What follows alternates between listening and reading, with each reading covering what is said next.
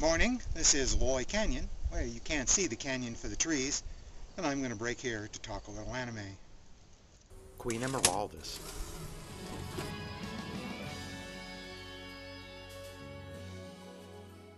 In the late 70s and early 80s, the sci-fi space opera stories of manga legend Leiji Matsumoto were adapted into a number of anime, including TV series Space Pirate Captain Harlock and Galaxy Express 39, plus feature films for Galaxy Express 39 and Harlock's Arcadia of My Youth.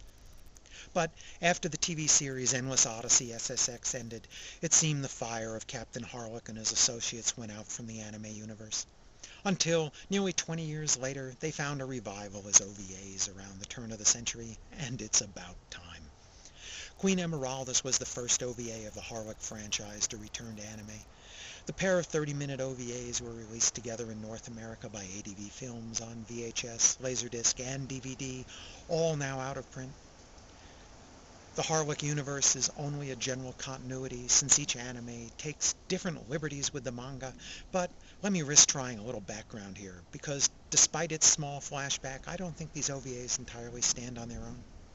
Emeraldus is a spacefaring free trader.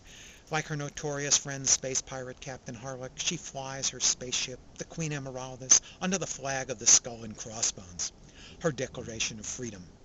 And, like Harlock, she doesn't take crap from anyone. Harlock's best friend, the mechanical genius Tochiro, was her lover. The Queen Emeraldus OVAs are set somewhere after Tochiro's death. Now, Emeraldus flies alone through the universe.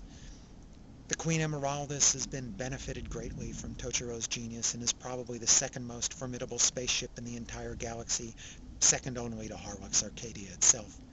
By the way, it's an odd-looking spaceship, like an 18th century frigate hanging from a dirigible.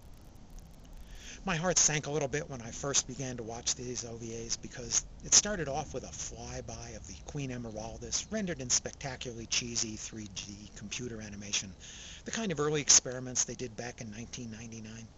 Luckily, once they get that out of their system in the first 15 seconds, that's the end of that. The story of these OVAs begins with a young boy, Hiroshi, who stows away aboard a space freighter. The freighter is attacked by a small fleet of Afresians flying the Skull and Crossbones. It's not clear whether it's just the Afresians' use of that Skull and Crossbones emblem that offends Emeraldus, or some other reason, but she pops in to rescue the freighter. The freighter lands at its destination, Hiroshi disembarks, and boldly goes looking for work. It's a frontier planet that looks like the American Old West. In fact, it looks a lot like the town of Gun Frontier, which is where Emeraldus, Harlock, and Tochiro first met, at least in one telling. It's hard to tell if it really is that same town. All these Old West saloons look alike. For all I know, John Wayne shot Liberty Valance here. When the Afresians land and come knocking at the same saloon, Hiroshi's going to find himself in a fight. It turns out Emeraldus was also downing a pint over in the corner of the bar too, and so she's going to get to meet Hiroshi. 逃げ出さなかったのは褒めてあげるわ。でも、勇気と無謀とは違うもの。僕は死にたくなければ強くなりなさい。あなたみたいな子はね。子供扱いするな。僕は男だ。悪かったわ。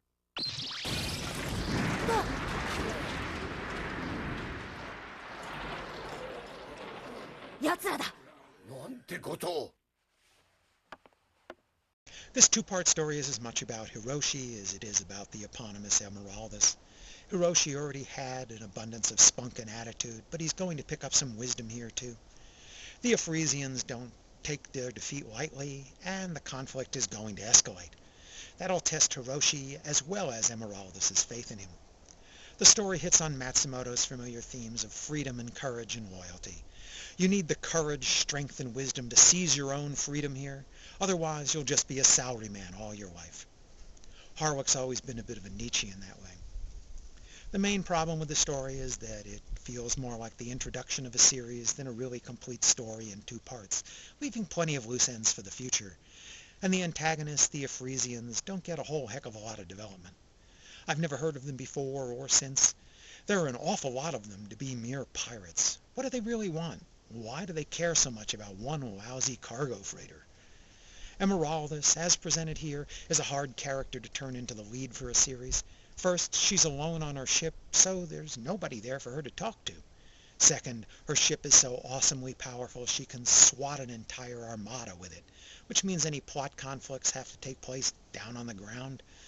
And perhaps she comes off a bit too much like Captain Harlock himself here. Luckily, the story is really about young Hiroshi in much the same way Galaxy Express 39 is about young Tetsuro.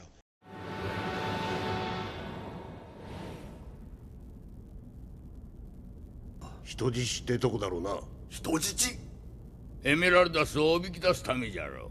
エメラルダスをみんなを離せ